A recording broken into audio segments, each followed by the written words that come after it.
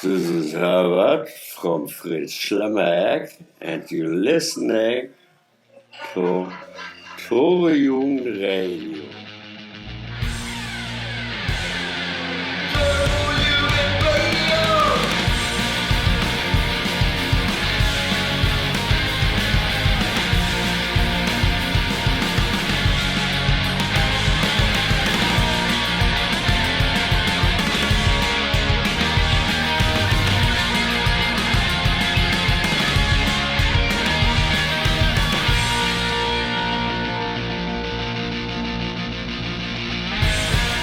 Jugend Radio, the last show of the year 2013. This is Chip Bester from Jugend Sängerknaben Wien, living in the gay capital of Europe, in Cologne. And this episode I'm aided by my personal audio slave, by Bengal, who jumped in last night and did an interview with Cato from Jugend Oslo, and he was talking about Jugend and Turbo Negro in Oslo. Thank you, Bengal, for that. Thank you for jumping in, because I was just not capable of doing so. And you can only take one guess. Yes, you're right. I spent the weekend in Hamburg. Got wasted really, really bad on the Friday night, thanks to Jugend St. Pauli and Duncan from Jugend Aberdeen. So my body and my voice was definitely not ready for conduct the interview with Cato from Oslo, but thankfully Bengal jumped in. And before that, when I was fit, I grabbed my chance and I talked to El Commandante from Australia, and he will be updating us on Jugend Australia in a worldwide segment. To start the show, we will begin with the forum. I will be talking to Blackie Guns from Jugend Rockers, Fuck the World, and I'm raising the question, what exactly is Deathpunk? And believe me, I get a really, really interesting answer, and we also learn a lot about the Carolinas. Please excuse the poor audio, but as you guys are all Facebook consumers, and I guess you have a hard time concentrating anyway, I would like to suggest using this audio experience to practice your concentration. And I'm sure you will be succeeding as Blackie Guns and yours truly try to find out what exactly is Deathpunk. So here we are, Jugend Radio discussion forum. For years I've been wondering about the music is Deathpunk, and with me at this time is Blackie Guns from Jugend Rockers, Fuck the World. Who's also playing in a band, the Locomotive Guns, and I was told that he has quite a good understanding of Deathpunk as such. So, welcome to the show. Thank you very much. So thank you. Listening to your music, and we'll play some at the end of the podcast. And I'm interested in the whole Deathpunk music of Turbo Negro in the early days when they played Deathpunk on the Ass Cobra and also on the Never Is Forever, and also on the Hot Cars album. What would you define as Deathpunk? And since you had have your own band, the Locomotive Guns, and you have it down pretty well, so what do you think makes Deathpunk Deathpunk? I just kind of think the element of danger. That basically, you've got death metal, and you've got death rock and whatnot, and I think the fact that those genres are provocative in that way, and I think the fact that if what you do musically, artistically, or whatever is provocative, and it brings in an element of danger, which essentially is death, is the number one thing everyone's afraid of, and if people are afraid of it, they're going to be intrigued by it, and they're going to want to check it out. So I think the whole concept of death punk, it just totally works, and it's a little bit darker. It's got more. It's just got a little bit more to do with like the darker side of the world and of life. And to a lot of people, what Turbo Negro does is a dark side of life. I mean, they bring things to light that people don't want to talk about, and I think that's great. And we kind of do the same thing in Locomotive Gun because we're big Danzig fans, Poison Idea, Motorhead. Motorhead, that kind of stuff. But they were also like big into AC/DC and Guns N' Roses and early Kiss and stuff like that. And a lot of these bands, they really kind of did what they did because nobody else was really doing it. But yet at the same time, they capitalized on rock and roll and blues-based music and whatnot. And like our biggest influences are rock and roll, blues-based rock and roll, and angry punk rock. And we try to put ourselves out there as a death punk band because we like the legacy that Turbo Negro and the Anal Babes and bands like that kind of set forth for a lot of people. And it just gives it a different spin. It's more dangerous. It's more provocative. It pisses more people off. And if you can party and piss people off at the same time, so when you think about the old Anal Babes albums and the old Turbo Negro songs, if you think about it, what really, from a musical and technical point of view, Well, I think what it is like they have a tendency I think what it is like they have a tendency to when they played the riffs, they play like a lot of like more minor chords, and they but still straight ahead, like say the Ramones or like the New York Dolls would play or whatever, and they played a lot of like half notes and stuff. So it's like it was straight ahead and rocking and bluesy, but yet it kind of had like that kind of like the brown note, the dark notes in it that kind of gave it like that extra sort of like heavy edge without it being metal, you know what I mean? And that's what I kind of liked about it. I mean, especially with Hot Cars on the song Via Con Satan and things like that. The early Turbo Negro stuff, is completely underrated in the whole music world. And the Anal Babe stuff is so classic, And like me personally, I've only heard a little bit of the Anal Babe stuff because being here in the States and stuff like that, they didn't really get that big. But just the whole vibe and the fact that they're mixing sex and death and darkness together, but with a tongue-in-cheek attitude that's just kind of like basically says "fuck you" to most people more so than anybody else did. It's kind of like G.G. Allen minus the hepatitis and the heroin use. So from a technical sort of point of view, so you think there is really a way of, if you play punk rock music and twist the notes to some point, it really turns out that Death Punk can result of just the way of you technically play your instrument. I think so. I really do. I mean, I think so. I really do. I mean, even like with like say like a band like Entombed.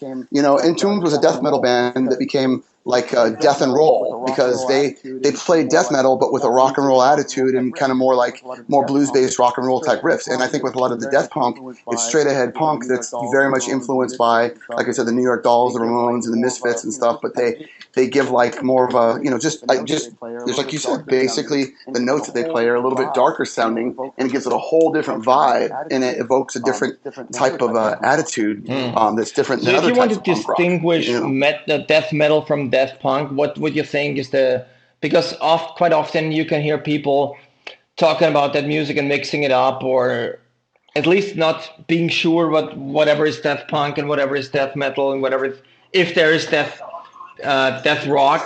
What would you think is the real? How would you distinguish those two types of music? Well, I'd say that maybe like the lyrical content, like a lot of death metal, you're going to find it's going to be more mythological and more religious based, and with like the whole death punk thing, it kind of like it sort of refers to that in a way. I mean, they talk about other things, that are more, quote unquote punk rock or whatever, but yet at the same time, and with like the element of Satanism, I mean, most people in, white middle America are scared shitless, of anything that's not Christian. So of course you throw that element in. And I think that's the one thing that kind of like ties in death punk and death metal is the fact that there's like, they kind of embrace the evil side of things. And in death punk, you get more evil, like more societally evil, whereas like sexuality and whatnot in death metal, I think you get more the evil side of like religion and maybe, more kind of like religious based politics, if that makes any sense. I mean, because where I live in the United States is in North Carolina, and it's very, very much the Bible Belt, and it's really easy to piss people off with just the basic mention of anything that's non-Christian. And that's what's the great thing about like with death punk and death metal, they kind of share that sort of spit in the face of conventional Christian morality as a whole.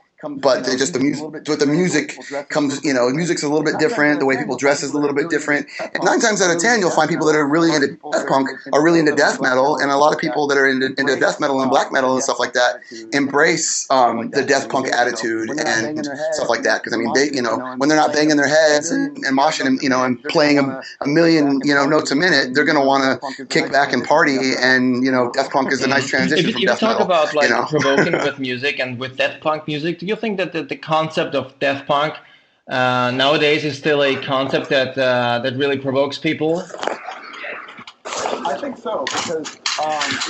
think so because this has always kind of been my theory. Like over the years, I'm not sure how it really is in Europe, but like in the States, there's been a big push for an underground. There's Christian punk rock, Christian metal and this and that, and a lot of people, it's split down the middle. Here, a lot of people will say that Christianity has no place in punk rock or metal, and then some people prefer Christian punk rock and metal went into the untrained ear, and someone that's not really into it, they're going to hear it's going to sound like the same thing. And to me, I like music to kind of be provocative, as a whole. But if you hear it and you like it, good music is good music, And if you read into it and you understand the culture that surrounds a certain kind of music, then it's easier to kind of see the provocative qualities. Whereas with something like death punk and the way that Turbo Negro does the thing or whatever, you don't have to read into it. You just you look at their album cover, you hear a song, and you either love it or you're completely grossed out by it. So with your band, awesome. the Locomotive Guns,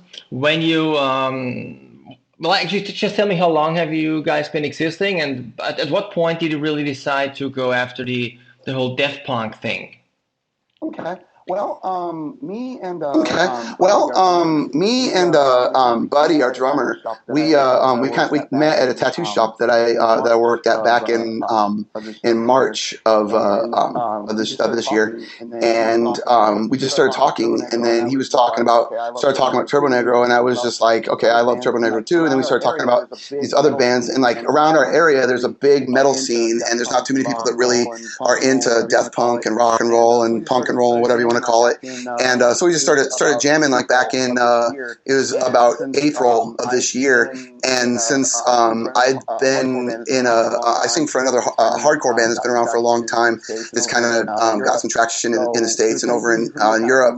So it was kind of easy for me to kind of promote what I'm doing in this new band. So people were kind of drawn to it to just kind of see what I'm doing that's completely different than my hardcore band. And from there, we just got a really good cult following now, and just in maybe 6 months, we put out a 4-song EP, self-released, that a lot of people are really liking, and we've played a good handful of shows, and we've just done quite a bit in the last 6 months. Just thanks actually a lot to the Turbo Jugend and the people that we met online and the people we met at shows that understand death punk and kind of understand what we're doing, and they latched onto it. And hopefully, we're gonna have some stuff for sale on the Self-Destructo Records distribution store and whatnot, and kind of getting it out there. But yeah, in 6 months, we've done quite a bit, and just our bass player is our drummer's brother. Our guitar player is my brother-in-law. We've all known each other forever, so it was really easy to just put a good solid set of just nasty rock and roll songs together, in 6 months. Okay. So you were we're talking really new. about being from the Carolinas and that area being a very Christian Christian area. Do you think the Christian areas somehow provokes death punk as such? Yeah,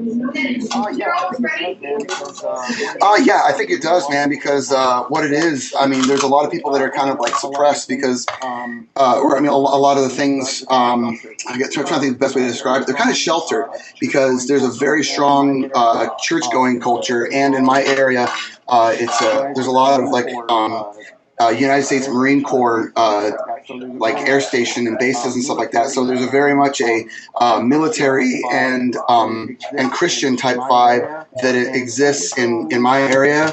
And as you go kind of west of here in North Carolina, it's a little bit less. But for some reason out here on the coast, and in the areas where these Marine Corps air stations and all these like military installations are, and all these churches, and such a rich culture, or I'm sorry, a rich history of like of a Southern culture.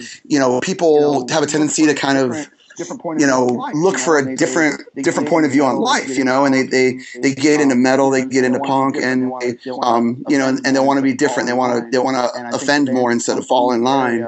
And I think the bands that come from this area that get into metal and punk and whatnot are a little bit angrier, and a little bit more self-expressive with their anger and stuff, because it's been so suppressed for so long because of being in the Bible Belt, and it makes for really good angry music. I mean, we're not far from Wilmington, North Carolina, and the Valiant Thor, they're from this area as well, and they're a very unique angry type of political sort of rock and roll band, and that's kind of what you end up getting from this area. Like a natural reaction of against the. Not the regime, but the sort of the social climate, so to say, in a very Catholic or religious-oriented area, which is seems to be happening in the Carolinas. Yeah, for sure. I mean, the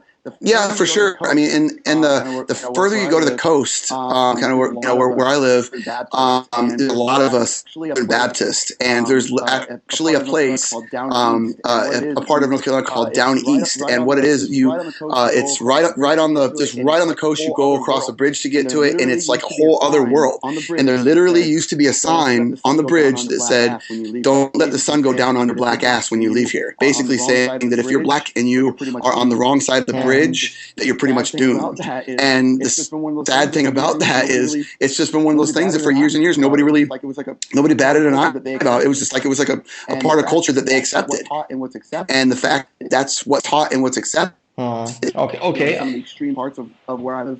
In some of the extreme parts of where I live, it's mind-boggling. I mean, I've been to the area, and I've like in my private normal life, and I have to say that it also offended me that the way they were almost like modern right wingers. I was at a wedding, and everybody was like really strict and only whites, and the black people were serving us. So I get somehow an impression of the culture, of the Southern culture, and I know exactly what you mean. I mean, of course, the people I was with were by no means right wingers, but it had some sour taste to it, I would say. So, if you think about your area, can you give the audience, the listeners, a few other bands from your area that you would say are Deathpunk oriented?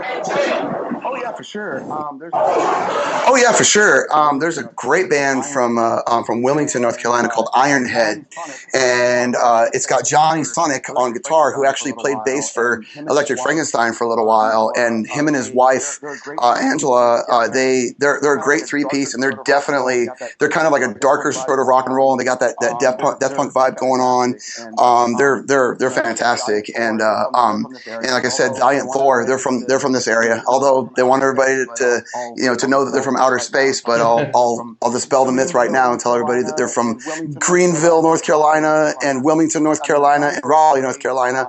But I mean, like, Valiant Thor is great, and because of bands like Ironhead and Valiant Thor, a lot of other bands, like this band called Salvation from Wilmington, they're kind of like a speed metal, but kind of like a sleaze rock kind of band. And what's great about it is when these rock and roll bands kind of pop up, they end up having that sort of like that Deathpunk kind of vibe. And there's a really good network. There's a venue called Reggie's in Wilmington that has they actually hosted the Apocalypse Dudes, which actually has I believe D.D. Ramone from the Richmond Jugend, and also from the Rockers FTW, his band, and so they're all very much supportive of all the Turbo Negro tribute bands and whatnot, and just everything that can spin from that, the whole the spirit of all of it, and the bands that are influenced by it. I mean, there's a great underground network of, I guess you could call it like Deathpunk and sleaze rock and roll. But I would say, in my rambling and my babbling, I would say Valiant Thor, Ironhead, Salvation, and the Apocalypse Dudes are great bands to play around here. Really interesting. This conversation, which actually led us to the dark secret of Deathpunk, that's really one of the the Deathpunk capitals in the world seem to be in the Carolinas, which I would not have thought before our conversation. Right. Yeah.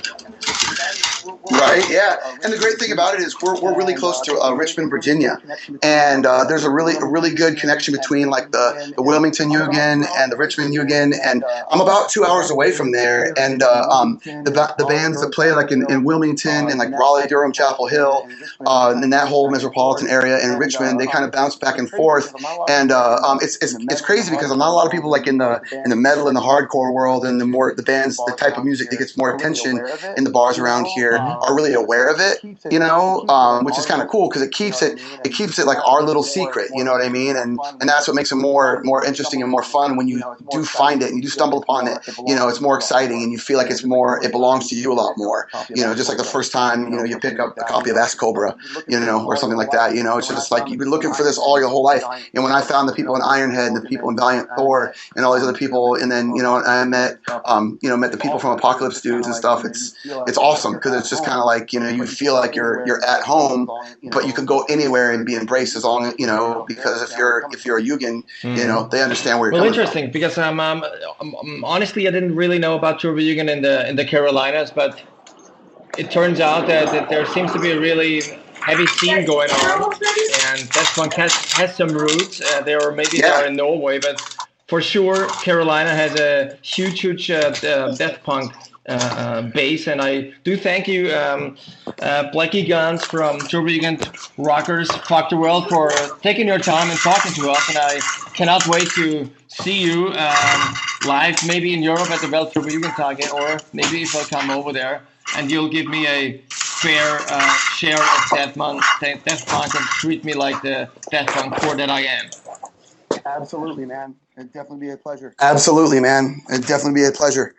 Line 'em Up by Locomotive Gun, the band of Blackie Guns from Turbo Yugen Rockers Fuck the World.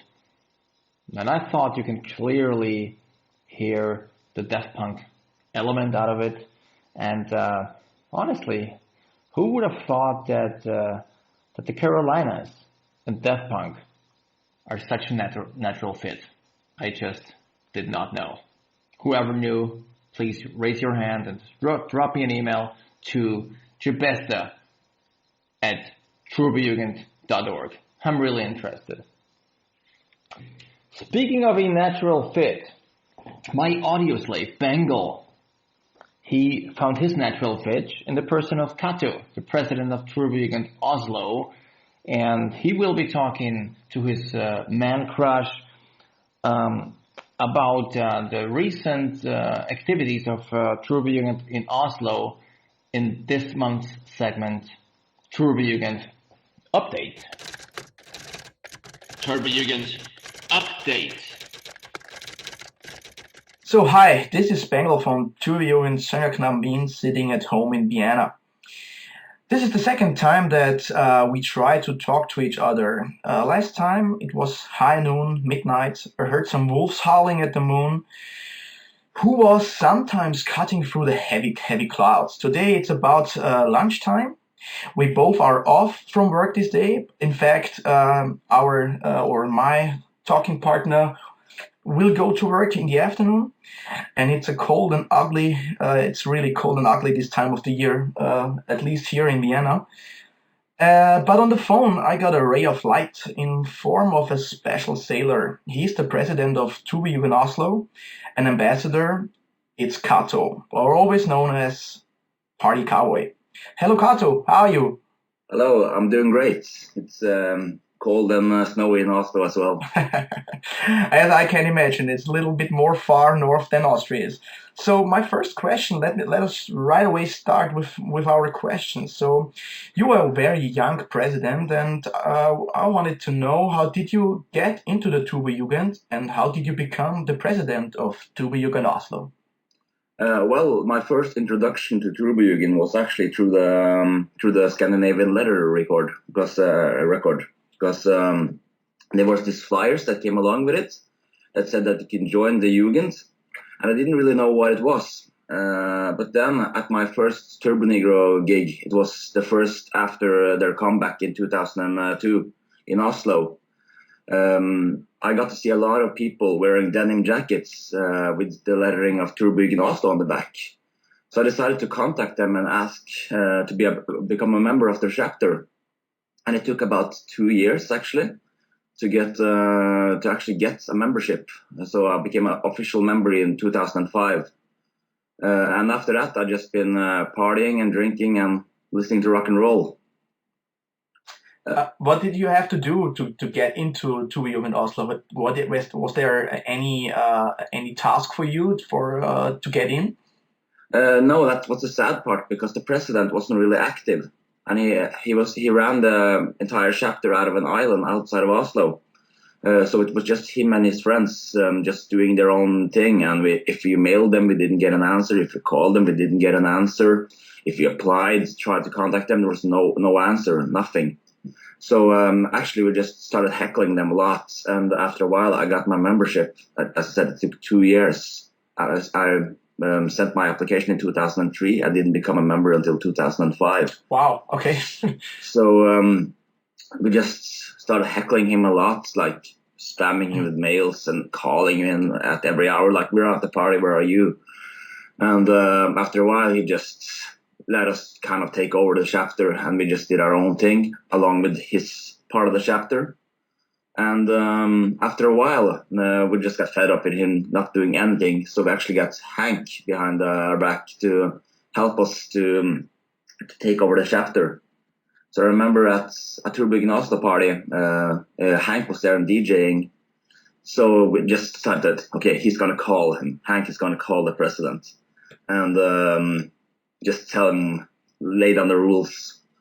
So Hank actually called the president, and he recognized Hank's voice right away. And basically what Hank said is, if you don't give up your jacket and your presidency within the next week, we'll come and take it from you. And that was it. And that's how we got a new president, and how we got started all over again. Okay, so it's okay. It's very interesting to hear that. Okay, yeah. So that's the point, or the part that you took over the crown as the president. Actually, no. It was one president between the two of us who was there for 1 year and helped rebuild, and then I took over. But it's not that as an interesting story. But yeah, it was one president between us. Okay, great. So as Turbojugend Oslo is really an important Turbojugend, I would ask you to tell us a little bit about the history of it. Yeah, it was, as many people know, it was started by the band, especially Happy Tom, who wanted the Turbo Negro to have a fan club, like Kiss had a fan club, only it was kind of like a parody, because Kiss was this huge rock band, and Turbo Negro was a small underground band from Norway. So it was kind of like a parody of what Kiss Army was all about. That the small band is going to have a huge fan club, and it was started in 1995. Back then, when you applied to become a Turbojugend member, you got a diploma when you sent some cash to Happy Tom's apartment via mail. And if you became a member, you got a diploma sent back. Some people got the diploma, some people didn't. And the original Turbojugend logo was like the Turbojugend Oslo logo that we all know today. So that was on the back of every cover Turbo Negro released. So at the beginning, it was just a regular fan club where you just got a diploma, and that was it. Okay, so how much money did the people have to pay? To be honest, I don't know. I have the flyer in some vinyl single somewhere, but I can't seem to find it now. But I guess it was like maybe around $3 or $4. Maybe. Okay, so it's not a big amount, just a little no. bit. I think it was just for the cost of shipping. Okay. I don't remember. Okay, but I think it was about that. Yeah. And some people received the diploma and some not. Yeah, apparently it was like, from what I heard from different members of the band, it was like, it's easy to start something, it's a complete other thing to finish it. Mm-hmm. So I guess it was yeah, it's fun to have a fan club, and the people who get the diploma, they get the diploma, and the people who don't, they don't. Okay. Great. I guess they weren't really prepared for the logistics of how many people they would get. Like, as I said, it was started as a joke, so I guess they didn't expect to get too many applications. Okay. Do you know how many applications they get? No clue. Sorry. Okay, so as the story tells us, the Turbojugend Oslo was the first Turbojugend, and is it again the mother of all Jugends? Well, it depends on how you look at it. It's two stories about that. It's like Turbojugend Oslo or is it Turbojugend St. Pauli? And well, as I said, the first Jugend or Turbojugend World, Turbojugend in general was started by Happy Tom, and it had the Turbojugend Oslo logo, and it was started in Oslo. So in that way, I look at Oslo as the very first chapter because it existed way before Turbojugend St. Pauli. But the jackets came along with Turbojugend St. Pauli, and that's kind of like the modern Turbojugens. Like everybody has the jackets, nobody has the diploma anymore. So it's two different ways to look at it. But if you would ask me who was the first, it's Oslo. Pardon? If you would ask me if I had to say who was the first of St. Pauli or Oslo, I would say Oslo. Okay. But Turbojugend St. Pauli also has a really important history, and it's a lot to think. They started as well, like as I said, once again, the jackets. Okay, so we can say Turbojugend Oslo was the first Turbojugend, but Turbojugend St. Pauli was the first Turbojugend as we know it today. Yes. Okay. As you said, Happy Tom founded the Turbojugend Oslo. When did he leave Turbojugend Oslo? Or did he left? I don't think he ever left, but he hasn't got a Turbojugend Oslo jacket. Because as I said, he started as just Turbojugend, and it had the Turbojugend Oslo logo.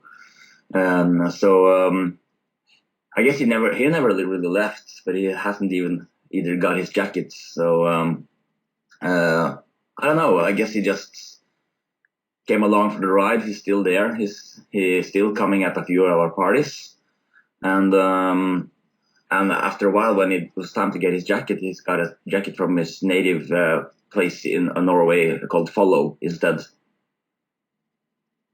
Where he's from. Follow. Yeah, Follow. Yeah. So that means that Happy Tom is like he's the founder and he's still around Turbojugend Oslo, but he wears the Turbojugend follow jacket. Yes. He's still around, and he was a DJ at our last party, Turbojugend Oslo Bloodbath. Okay. He was there as DJ and as a host, introducing the bands and such. So he's still around, and he still helps us a lot, and still comes to our parties. But he's not a jacket-wearing member of Oslo. It's a good point that the Oslo Bloodbath, because good that you mention it, because me and Chipester, we really wanted to come this year, but unfortunately we couldn't. But next year we really like to get there. Maybe give us some information. How many people were there about, and how was it? And some impressions about the party. Yeah, it's Turbojugend Oslo's biggest party of the year, but Norway is really expensive, so it's cold. So I guess we were about 150 Turbojugend members there. Okay. There were 8 bands. It's a really good atmosphere in a really small bar. It's bigger than the Slemmerek, but it's still really small. So we just partied nonstop for 3 to 4 days, and we had a bus ride where you can buy tickets to our self-destructive bus, and you can go to Bomparius, eat pizza, and just have a good time in Oslo, and we'll just provide everything you need, except of course money and alcohol. Everything you need. How much is a beer in Oslo in euros? In euros, if you are a rock and roll guy like all of us are, you probably go to the rock and roll pubs, and those are a little bit less expensive. So I guess maybe around 8 to 6 euro a beer. A small or a big one? Half a liter. Okay, wow. So we have to save some money for our trip. Yeah, I think at Oslo Bloodbath we got a deal, but it was around €5.50 or something. Oh, okay. Is Pampari's Pizza your hangout? No, we hang out a lot there, or we go there a lot, and we get pizzas for the chapter and for visiting chapters, etc. But no, we used to have a hangout in Oslo, but right now we're on the lookout for a new bar that we can just drink and have fun and listen to rock and roll. Because Pamparis is it's not in Oslo, it's outside, so we have to take a train or a bus there. So Paul is sometimes there, or? No, he's completely out of the Pamparis pizza. The only thing left with Paul and Turbo Negro there is the history. Okay. If I look at the menu of Pamparis Pizza, there is no special creation like, for example, a pizza ass burner instead of a pizza Diabolo. What do you eat there? What is your favorite pizza there? Oh, but if you also look at the menu, you can also see that, this song Age of Pamparis, they actually list up a lot of the menu with, you think you have an opera, you think you have a Napoli. Mm-hmm. So a lot of things in the song is on the menu, but my favorite is the opera. It's I don't know the English word actually, but béarnaise sauce and beef. Okay. So is it good? Is it a good pizza place? It's really good. It's every bit as good as the song says. Okay, so are there special spots in Oslo where the band hangs around? So do you see band members sometimes in Oslo? Yeah, they have their normal lives. They love to. Some of them when they have time, go out for some beers and maybe a concert. So you can usually see them around town at a few select pubs. Usually you see them around either Revolver or Last Train, Mm-hmm. which is Last Train is one of the oldest still open rock and roll pubs in Oslo, and Revolver is kind of new, but it's also a good atmosphere there. So there's still a chance to go out in Oslo and meet some of the bands somewhere. Yeah, absolutely. Cool. So that leads me to my last question, and it's about the jackets. As we know, Blitzcore made the Tuborg Oslo jackets available to everybody. And I just wanted to ask you, how about your feelings about that? That's everywhere in the world. People could wear a Tuborg Oslo jackets, and I've seen some jackets in the last time on Facebook for sale or on eBay for sale. And I just wanted to ask you about your feelings about that. Well, it's I'm first of all I'm against it, but it's important to note the history about it as well, because back when they started making those jackets, it was before you could order custom jackets. You either had the St. Pauli jacket, which was only made for their members, and everyone else could order a Tuborg Oslo jacket. And you couldn't choose the chapter or the name until later on. But when they started accepting orders with different chapters and different warrior names on it, I think that the Tuborg Oslo jacket for everyone had kind of run its course. So after that, it was just, in my opinion, really annoying to see the fact that one could buy a jacket with your chapter on it, chapter name.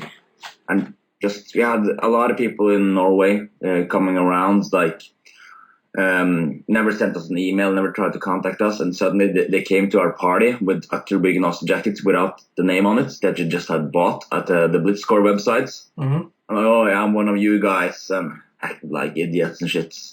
So it was kind of frustrating to see people being able to buy those jackets so easily, especially since they had our name on it, and it made like everyone outside of Jugend, how can they separate them from us? And if they act like a complete asshole, then I guess we're all fucked. Yeah. So do you accept or still new members? Is there any chance to apply to Tuborg Oslo, or is it like Tuborg St. Pauli who said we're way enough people and you cannot even try to get into Tuborg St. Pauli, for example? Well, in Oslo you could try. We're starting to get to the point where we're 40 members, so we're starting to thinking about maybe closing the doors in the future. Mm-hmm. But as of now, you can still apply, and we'll just see if you fit in with the gang. It's pretty much like most Tuborg chapters. You just have to come to our parties, show your face, and just hang out with the guys and the girls. And just have a good time. And if you fit along with us, which most people do, then you're pretty much welcome. And is there nothing else, like an application test or something to lick your shoes or something? No, actually not. So we don't really have that. We just feel like just as long as you're part of the gang, you'll probably lick your shoes anyway. So so it's no really need for an application test. Just prove that you're part of the gang. Some people find that hard because, coming into a bar with a bunch of complete strangers who all are in uniform, so to say, it's kind of hard. But yeah, everyone else in the chapter has been there, so we know what it's like, and we try to be open and embrace them. And sometimes they turn out to be a douche, and if it's so, then we don't contact them anymore. And if they're all right, so they're just been invited until they get their membership, which might take some time though. So great to hear that, Cato. So I would say that's it for now, and so I would really like to thank you for talking to us and giving us the insights of Trubjugend in Oslo. As we said, it's the first of all Jugens. Yes. And have a good day. Bye-bye, Cato. Yeah, you too. Bye-bye. Thank you, my audio slave, and thank you, Cato, for taking your time to conduct this interview while I was laying in bed masturbating. The last segment of the show will be from Down Under, from Australia, and on the Trubjugend Worldwide segment, I'm talking to El Commandante, who will be giving me an impression of the Trubjugens in Australia. Enjoy. Hello everybody, Trubjugend Worldwide. In our quest to get all the Jugens of the globe involved, we're heading down to a really far away destination, Melbourne, Australia. I'm talking to Down Under. Yeah, Down Under. I'm talking to Jan from Trubjugend Melbourne. How are you? Yeah, I'm great. How are you? Not too bad, actually. For us, it's getting dark and gray, and for you, I guess it's getting sunny and warm. Yeah, it's high spring, nearly summer right now. It's quite nice, and this is a nice Sunday evening, and yeah, we had a good weekend. All good. And a beer to finish up the weekend. Exactly. Yeah. So basically, if spring and summer is beginning, does that also mean that Trubjugend activities are heating up these days? Well, we usually have a meeting once a month anyway. We are right now looking forward to do a big thing in February. We won't be able to do the Australasian World Jugend Days this year because it was just too not enough time to plan it, to do it for the end of the year.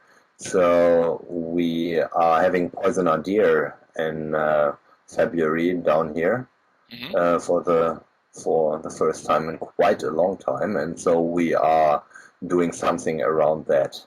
What do you have any a name of the event? Is the name already out, or is it just still in the planning? We're still planning. It won't be that big, as big as it was last year.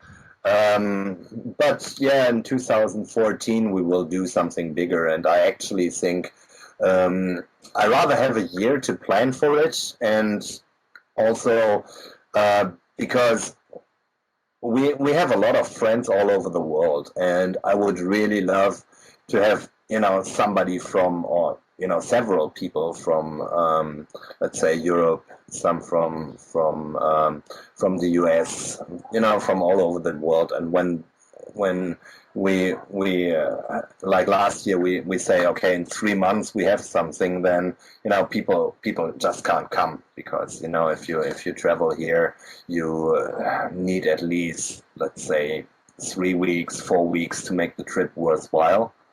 So but if we have a year in planning, then people can actually say, okay, I will take my annual leave around that time. I will, go down to Melbourne, Sydney, and then I travel around, blah, blah, blah. So, and the other thing is we have enough time, and, in a year we still have our pick of venues, we have our pick of bands and all that. So no, I rather have a decent planning phase and then doing something awesome than just throw something together right now just to get it out there.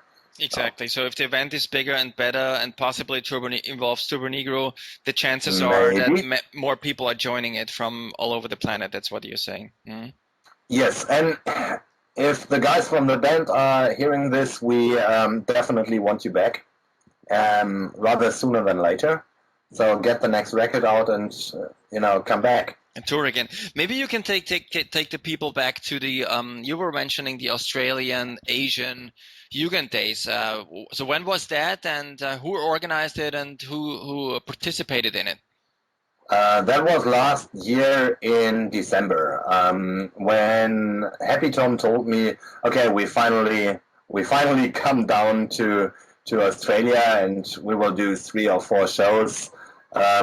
I was first like, I'm here for 7 years now, and you told me 3 times already you guys will come down, so I will believe it the moment I see you at the airport.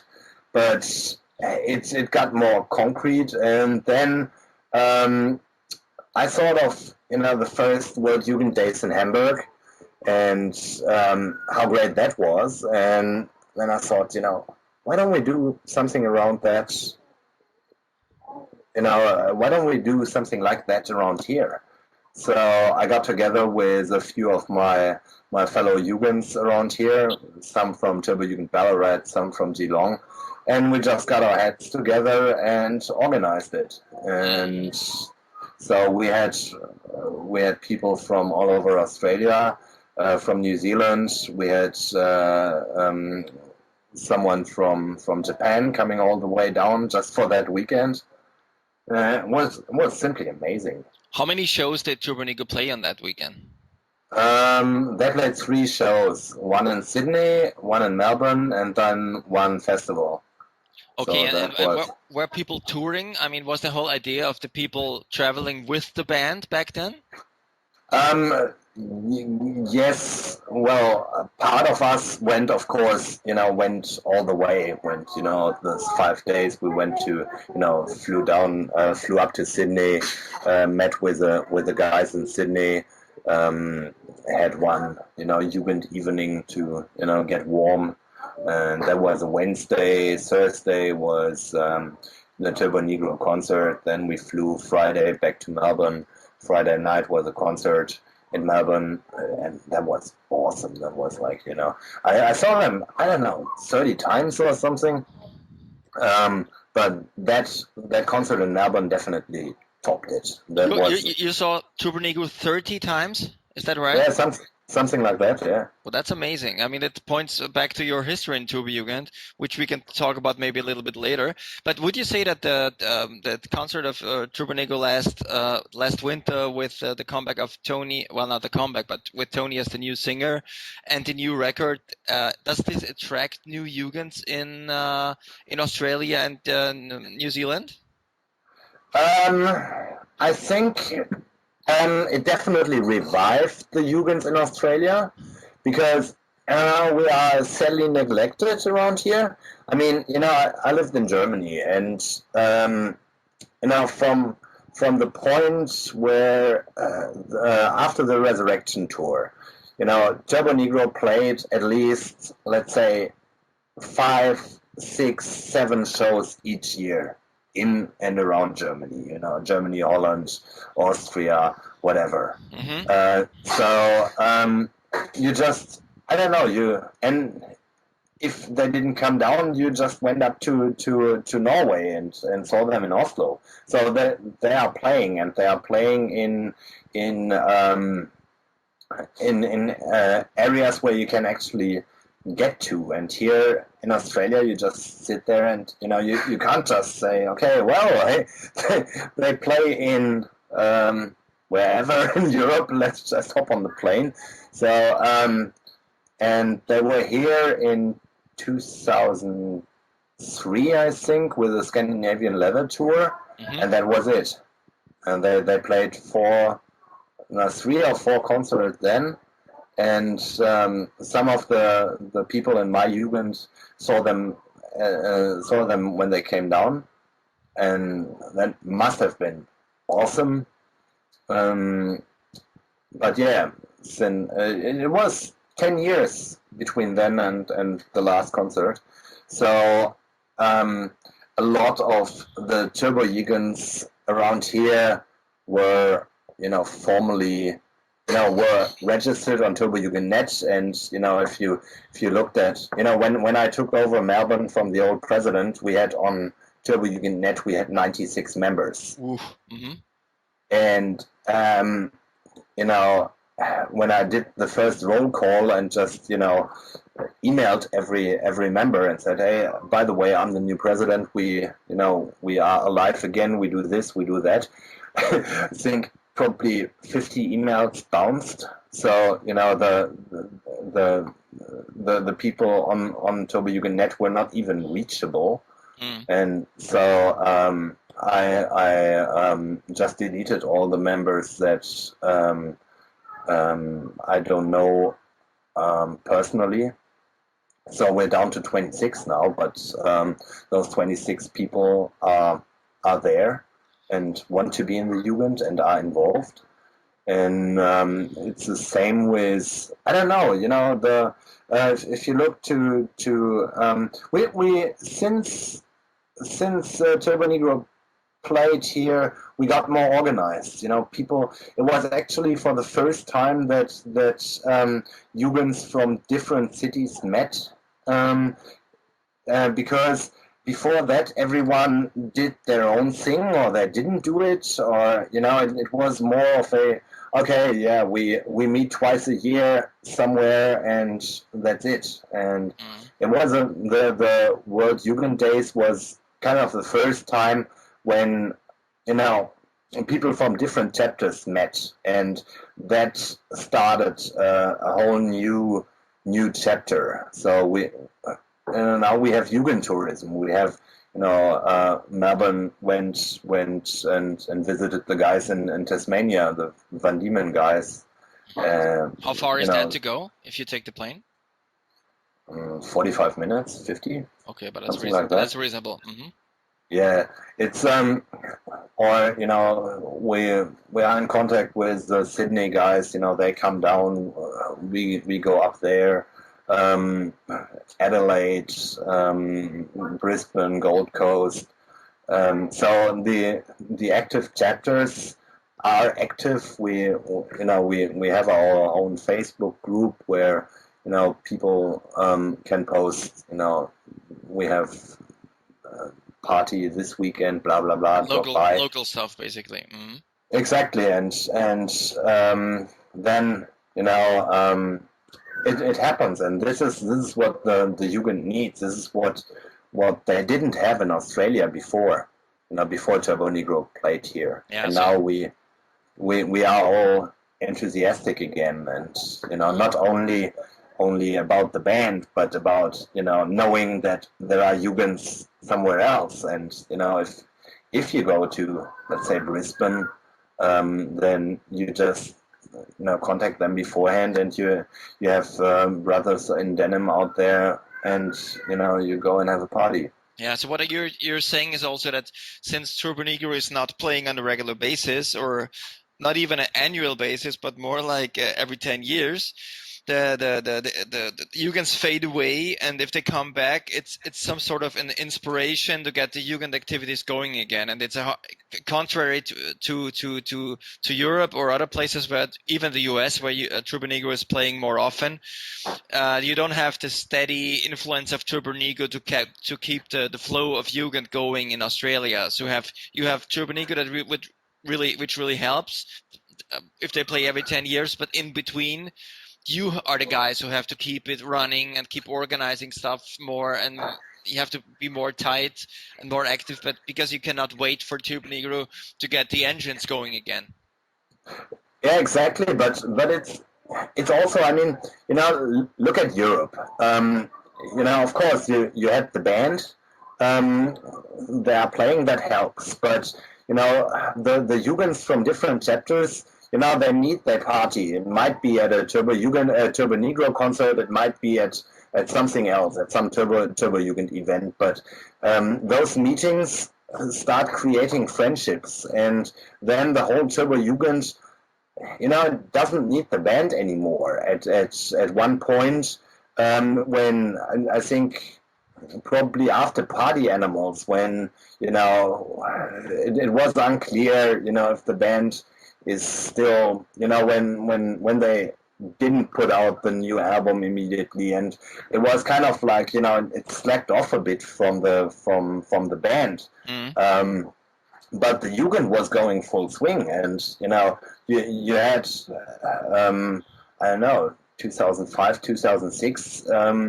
If you wanted, you could have some big Jugend event every month or every 2 weeks somewhere in Europe. Yes, definitely. And this culture has never made it to Australia before, and so we now slowly start that. When I moved here and we had our first, I met Paul, the ex-president of Turbo Jugend Melbourne, and I convinced him, hey, let's put it out there and let's make a Turbo Jugend Melbourne get together somewhere. We did that. We were 3 people. Well, that's a start, but certainly not much. Mm-hmm. And we had, at that point in time, we had at least 50 members according to the website. So yeah. So you took over, basically you cleaned house, so to say, and now you have you said 26 or something, but you have 26 people who really care about Jugend and are really intensely working in it and doing stuff. Maybe you can tell the listeners that about your background, because you were mentioning you were living in Germany for lots of years. Or basically your life before Australia, and you also participated in the first Weltturbojugendtage in Hamburg. So maybe tell the people what's your background in the Turbojugend. Well, I came to the Turbo Jugend through Chris Winters, the ex-president of Turbo Jugend Münster, who started the whole Münster thing. He was one of the first. He was one of the big influences on the whole Jugend goes virtual. He had, I don't know, since 2000 he probably had the website turbojugend.com. And that was the website for Turbo Jugend Münster, and he had a forum or a message board on that, and that was a time when there was the message board of Münster, there was the one in Oulu, and there was the one of Turbo Jugend USA. Those were the 3 virtual points in the internet where people met and were discussing. Yeah, Turbo Jugend met apart from the local level, and then when in 2002 the Resurrection Tour started, we met people that we knew online. We talked to for a while. For example, we met the guys from Oulu.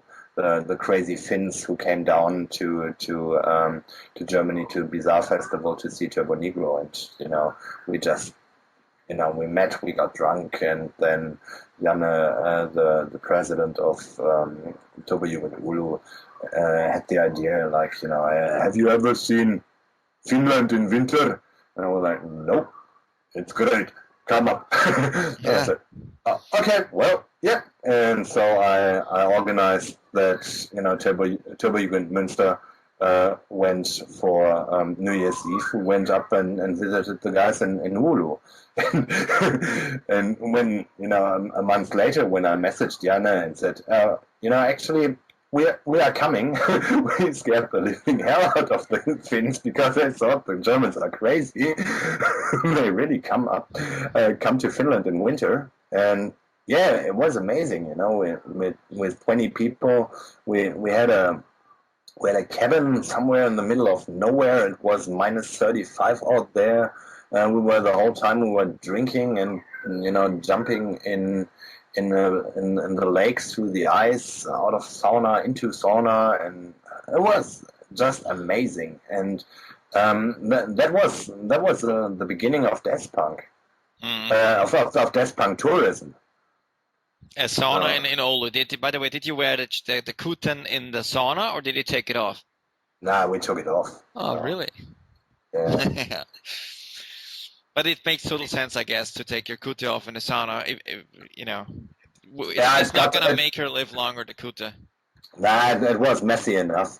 So, no, but, and that grew bigger and bigger. And, the first year we called it New Year's Madness. That was 2002, 2003. And the next year, first year it was just Münster and Oulu, and the next year we had Helsinki, we had, I think, Ben and Dudi from Heilbronn was there, we had the guys from Potsdam there, we had Vata, I think, and another Finnish Jugend, so, it grew, and this was the point where you first got the idea of Deathpunk tourism and the experiences up there in Finland. Yes. Mm-hmm. That was actually the idea was born after the Turbo Negro concert on Bizarre in 2002, where Janne and me said, okay, hey, let's come to Finland. Okay, let's go to Finland. So this is you're taking this idea for next year to introduce a global perspective on Turbo tourism. The thing you were mentioning in the beginning, that you guys are hardcore on it to organize a huge event in Australia. We don't want to make it huge. We don't want to make it as a competition or as a counter event to the World Jugend Days. The huge thing, the global huge thing is Hamburg. Will always be Hamburg, and we don't even attempt to be in that league. It's just like we have a lot of members in Melbourne who traveled. Stuart was in St. Pauli. He met the guys there. Nathan went and visited Sweden and also St. Pauli, and Amy went to Mexico and met Pan Demon and the Mexicans, and Angie went to LA and partied with Big L. So we did a fair share of Jugend Deathpunk tourism, and we kind of and it would be nice if we had more people, or if we could create something that would make people think, oh yeah, why not Australia? Why don't I take my annual leave and party with my brothers and sisters in denim down under? Yeah, so that's it. But you probably would do it in the fall or in the winter, so it's going to be nice and warm, and you can have this they can have enough time to organize it, save their vacation, and that doesn't have to be like anything like a competition to the Turbo Jugendtage, but something to get Turbo Jugend Australia on the map, and which gives anybody a good reason basically to organize a nice trip, which everybody probably has always wanted to do, to go down under to Australia and see the world from a different perspective, and combine it with decent Turbo Jugend activities and a possibly a real good lineup, and if you're really lucky, also with the band that we all love by the name of Turbo Negro. So, okay, Jan, thank you for taking your time and staying up late on a Sunday night. And I hope you guys are really developing the whole thing well, and I cannot wait to have the event posted on Turbo Jugend on the Turbo Jugend forum or on the Turbo Jugend Facebook event page, and that would be killer. And I would love to go down there. Let's see if I can get the 3 weeks vacation. But in any way, combining Australia with Turbo Jugend is an awesome plan, and I really do thank you in advance for doing all the hard work to set up a real good event for that. Yeah, no worries. It's kind of, we're looking at, let's say, either December 2014 or January 2015, probably December, which is, it's really summer here, and it's shitty in Europe and in America. So, it would be the best time if you, want to get out of the gray and out of the winter. Exactly, and Christmas is boring anyway, so let's just go there. All right, so cheers, Jan. Thank you very much. No worries. Have a great one. Yeah, you too. See ya. See ya.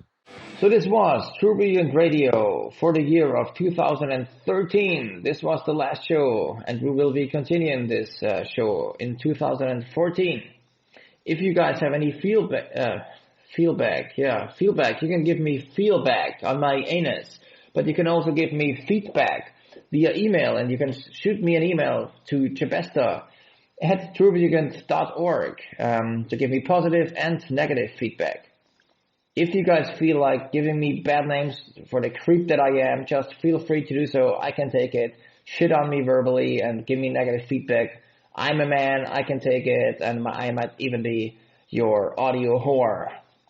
Anyway, next year we will be having the podcast starting in January. We will be introducing new segments as well as new people joining us on the show. Of course, Spangle, the audio slave, he did a good job today, so he will get another audio and com shot maybe on doing another segment. And if you guys out there in the Radio Wonderland feel like contributing to the show and doing some audio segments, you're more than welcome. Just contact me, and if your idea is good, you're on the show, and you can become a huge radio star, just like the way I am. You will get all the chicks, all the sailor men, giving you all sorts of jobs. I'm talking as usual, the hand jobs, the blow jobs, and the rim jobs. So if this sounds appealing to you, and if you want to become just that, just give me an information on what you want to do, and if it's good enough, you're on the show. So this show is ending now, and I would like to end it with another piece of homework that my audio slave Bengal did. He did this month's cream puff of the month in a very nice way. So he will not only get a pat on the back, but also something else in the back, which I'm not going to reveal publicly on the show. This is for Bengal and me only. So for 2014, I want you to stay gay, stay strong, and not only stay Army strong, stay Navy strong.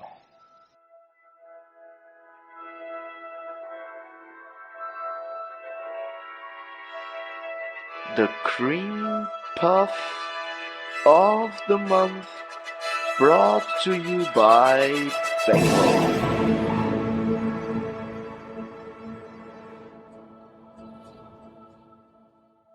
At our last episode, we started the Cream Puff of the Month segment with the greatest rock and roll band since Guns N' Roses, as Lemmy from Motorhead described them. Kill Cheerleader. They were a band from Canada, and they stopped performing in 2006 because of drug addiction, and one band member is or was in jail. So no reunion in sight, sadly. But this episode we have a band who starts with Turbo and ends with Wolf. Altogether, Turbo Wolf. It's a band from Bristol, United Kingdom. I saw them live in Vienna, and to be honest, I have to admit that they blew me away. But check them out yourselves. Here is Turbo Wolf with Let's Die.